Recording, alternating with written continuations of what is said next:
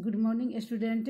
Online tutorial Hindi class lecture 36 में Hindi grammar में standard 6 के बच्चों का स्वागत है। बच्चों, आपने प्रीवियस लेक्चर हिंदी ग्रामर में शब्द विचार चैप्टर में अर्थ के आधार पर शब्दों का वर्गीकरण पढ़ा था। आपने पढ़ा था कि अर्थ के आधार पर शब्द के दो भेद हैं, सार्थक और निरर्थक। जिन शब्दों का कोई अर्थ होता है वे सार्थक शब्द कहलाते हैं, परंतु जिनका कोई अर्थ नहीं होता वे निरर्थक शब्द कहलाते हैं।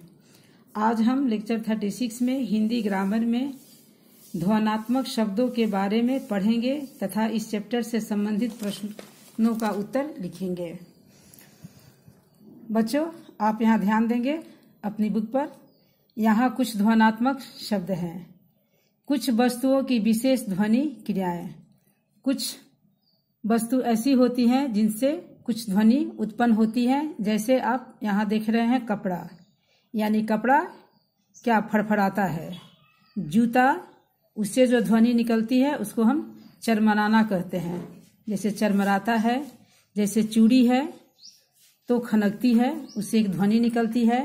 पंख फड़फड़ाते हैं, सीके खनकते हैं। झरना कलकल करता है। घंटा टन टन करता है।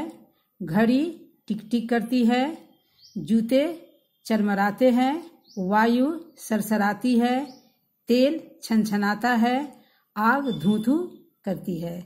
तो बच्चों, ये ध्वन्यात्मक शब्द हैं। कुछ वस्तुएं हैं जिनसे विशेष ध्वनि की क्रियाएं उत्पन्न होती हैं। तो आपने यहाँ ध्वन्यात्मक शब्द के बारे में पढ़ा। अब आपने इस चैप्टर में क्या सीखा, तो आप यहाँ देखेंगे कि एक या अनेक वर्णों से बनी स्वतंत्र एवं सार्थक इकाई शब्द कहलाती है। शब्दों का वर्गीकरण 4 आधार पर किया जाता है। उत्पत्ति के आधार पर शब्द के 4 भेद हैं, तत्सम, तद्भव, देशज और विदेशी। रचना के आधार पर शब्द के 3 भेद, रूढ़ शब्द, यौगिक शब्द, योग रूढ़ शब्द। फिर प्रयोग के आधार पर शब्दों के 2 भेद हैं, आपने पढ़ा, विकारी और अविकारी। अर्थ के आधार पर शब्द के 2 भेद हैं, सार्थक और निरर्थक।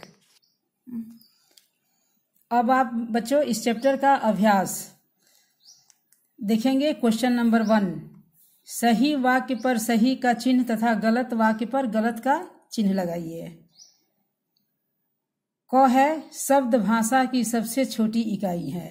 ये गलत होगा, क्योंकि आप जानते हैं कि वर्ण भाषा की सबसे छोटी इकाई है, इसलिए शब्द भाषा की सबसे छोटी इकाई है। गलत। शब्द एक या अनेक वर्णों से बनते हैं। सही होगा। शब्द सार्थक होते हैं। सही होगा। उत्पत्ति के आधार पर शब्दों के 3 भेद हैं। गलत। आप जानते हैं 4 भेद होते हैं, तत्सम, तद्भव, देशज और विदेशी। अंग नीलकंठ योग रूढ़ शब्द है। सही होगा। आपने पढ़ा होगा कि योग रूढ़ शब्द ये 2 शब्दों के मिल से बनता है, लेकिन इसके खंडित शब्द का जो अर्थ होता है वह किसी विशेष अर्थ को बताता है। जैसे यहाँ आप नीलकंठ देख रहे हैं, तो इस नीलकंठ क्या है, एक जिस नीला कंठ है, यानी नीला गर्दन है जिसका है, भगवान शिव के लिए होता है।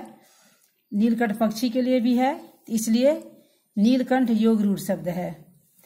अब यहाँ क्वेश्चन नंबर 2 में देखेंगे आप, तत्सम रूप लिखना है। यहाँ कुछ शब्द दिया है जिसका आपको तत्सम लिखना है। ये तद्भव दिया है, आपको इसमें तत्सम बनाना है। जैसे सूरज है, ये आपका तद्भव है, यहाँ आपका सूर्य होगा। कान है, इसका कर्ण होगा। सांप है, इसका सर्प होगा। अचरज है, इसका आश्चर्य होगा। अब यहाँ आप विकारी और अविकारी छांटना है। विकारी और अविकारी।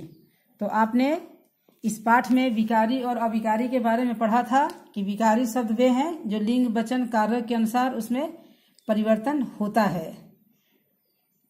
आपको बताया गया था कि संज्ञा, सर्वनाम, क्रिया और विशेषण और क्रिया ये आपके विकारी शब्द हैं। तो यहाँ आप विकारी कॉलम में लिखेंगे सर्वनाम, क्रिया, विशेषण और संज्ञा, ये आपके विकारी हो गए। अविकारी में आप जानते हैं कि जिन शब्दों में लिंग, वचन और कारक के अनुसार उसमें परिवर्तन नहीं होता वे अविकारी कहलाते हैं।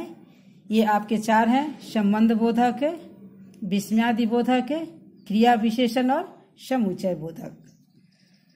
तो बच्चों, आज आपने इस लेक्चर 36 में हिंदी ग्रामर में आपने शब्द विचार चैप्टर का क्वेश्चन नंबर 1, क्वेश्चन नंबर 2 और क्वेश्चन नंबर 3 को आपने लिखा। अब हम नेक्स्ट क्लास में इससे आगे का प्रश्नोत्तर करेंगे। आज के लिए धन्यवाद।